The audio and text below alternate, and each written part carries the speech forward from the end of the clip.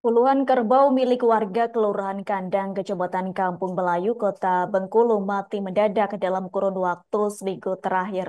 Rata-rata pemilik kerbau yang mati mendadak merupakan warga RT 2 RW 1 Kelurahan Kandang, Kecamatan Kampung Melayu, Kota Bengkulu yang beternak kerbau di Pulau Baai, Kelurahan Sumber Jaya. Peternak kerbau yakni Sukardi 40 tahun warga RT RW 1 Kelurahan Kandang mengungkapkan bahwa sudah 4 ekor kerbau miliknya mati mendadak dan belum diketahui penyebabnya. Untuk informasi selengkapnya akan disampaikan langsung oleh rekan wartawan Tribun Bengkulu, M. Bima Kurniawan. Silakan untuk laporan lengkapnya. Baik, terima kasih Adila. Selamat sore, Tribuners. Di sini saya reporter Tribun Bengkulu M. Bima Kurniawan melaporkan bahwa dalam seminggu sudah puluhan kerbau mati mendadak di Bengkulu dan kemudian ratusan yang lainnya terancam. Rata-rata pemilik kerbau yang mati mendadak merupakan warga RT 02 RW 1 Kelurahan Kandang Kecamatan Kampung Melayu Kota Bengkulu yang beternak kerbau. Kandangnya itu terletak di Pulau Bayi, Kelurahan Sumberjaya. Salah satu peternak kerbau, Soekardi, warga RT 01, RT 02, RW 01, Kelurahan Kandang, mengungkapkan bahwa sudah 4 ekor kerbau miliknya mati mendadak dan belum diketahui penyebabnya. Akibatnya Soekardi mengalami kerugian puluhan juta rupiah karena 4 ekor kerbau miliknya tersebut mati mendadak. Dari peristiwa kerbau mati mendadak tersebut bermula saat kerbau dilepas liarkan sekitar pukul 6 hingga pulangnya di pukul 16.30 sore. Lantas, dari kejadian tersebut, ia secara mandiri memberikan vaksin yang dibelinya di apotik dengan harga 200.000 per botolnya untuk kerbaunya yang sakit. Dalam satu botol vaksin tersebut digunakan untuk 10 kerbau. Akan tetapi kerbau tersebut masih tetap ada yang mati. Akibat hal tersebut, ia was-was akan kondisi 42 kerbau miliknya yang rentan tertular dan dapat menyebabkan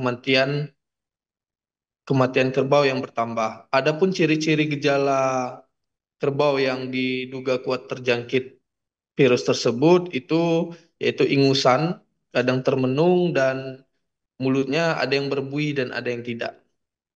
Dari data yang terhimpun di Kes- Kabit Kesehatan Hewan itu Heni di Dinas Pertanian dan Dinas Ketahanan Pangan itu mengungkapkan bahwa penyakit tersebut berdasarkan identifikasinya penyakit tersebut bernama SE atau sebutan lainnya itu sapi ngorok, kerbau ngorok. Penyakit tersebut memang sering terjangkit kepada beberapa hewan itu jenis sapi, kerbau, kuda, babi maupun kambing. Penyakit tersebut diungkapkan bahwasanya bukan berbentuk virus akan tetapi berbentuk bakteri. Diduga dari identifikasinya melalui tracing itu penyakit tersebut dibawa dari luar kabupaten yang dibawa dari para penjual daging yang saat itu memotong korban di rumah potong hewan yang lokasinya tidak jauh dengan tempat kerbau yang dilepas liarkan. Mungkin itu saja yang dapat saya laporkan. Saya kembalikan kepada host Adila. Terima kasih. Baik, terima kasih untuk informasi lengkapnya. Silakan bertugas kembali. Tribuners, berikut kami tampilkan wawancara bersama Sukardi selaku peternak kerbau. Berikut untuk tayangannya. Kalau kerbau aku 8 ekor. Enggak, seluruhnya lah, anggap hampir 20-an dah seragam. Lah Seluruh. enggak lebih, lah enggak 25-an. Ya. Oh, Lana 25. Iya. Itu sudah rata-rata itu warga sini ya, Pak? Iya, semuanya warga sini semua. Itu penyebabnya apa, Pak? Eh, Virus apa enggak tahu gitu. Cuman Sama, sama sepengujian gini tak ya. pokoknya waktu kami ini kan lepas kan. Kami lepasi. Pukul berapa, Pak? Ya pukul jam 6 lah. Oh, jam 6. Jam 7 kan. Jadi kami lepaskan, udah dilepas. Pulang ibaratnya ngurumuk apa Udah mati. cak sakit lah ibaratnya kan, seperti cak kita lagi cak ngurumuk sakit kan.